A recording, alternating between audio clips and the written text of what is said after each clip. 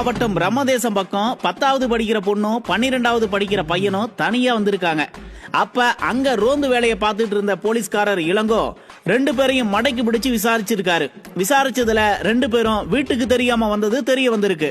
உடனே போலீஸ்காரர் இளங்கோ அந்த மாணவனை விரட்டி விட்டுட்டு மாணவிய மட்டும் பத்திரமா போலீஸ் ஸ்டேஷனுக்கு கூட்டிட்டு போறேன்னு சொல்லி தனியா கூட்டிட்டு போயிருக்காரு. பிரம்மதேசம் போலீஸ் ஸ்டேஷன் பக்கத்துல இருக்கிற பாலடைஞ்ச வீட்டுக்குள்ள கூட்டிட்டு போய் இரவு முழுக்க இம்சை பண்ணிருக்காரு. விடிஞ்சதும் நல்லவ மாதிரி பெத்தவங்களை கூப்பிட்டு மாணவியை அனுப்பி வச்சிருக்காரு. ராத்திரி என்ன நடந்ததுன்னு பெத்தவங்க கிட்ட மாணவி சொல்லி அழுது இருக்கா. இப்ப அந்த போலீஸ்காரர் மேல போக்சோ கேஸ் விழுந்திருக்கு. ஒரு போலீஸ்காரருக்கு, பெண்களை பாதுகாக்க வேண்டிய போலீஸ்காரருக்கு, முதல்வரோட நேரடி கண்காணிப்புல இருக்கிற காவல்துறையில வேலை பார்க்கிற ஒருத்தருக்கு ஒரு மாணவி மேல, அதுவும் 10வது படிக்கிற பொண்ணு மேல கை வைக்கிற துணிச்சல் எப்படி வருதுன்னா முன்னாடியே சொன்ன மாதிரி நம்ம சிஎம் சார் இதையெல்லாம் ஒரு பிரச்சனையாவே கண்டுக்க மாட்டாரு. ஆட்சியாளர்கள் கடுமையான நடவடிக்கை எல்லாம் எடுக்கவே மாட்டாங்க. அந்த துணிச்சல்ல தான் போலீஸே இப்படி பண்றாங்க.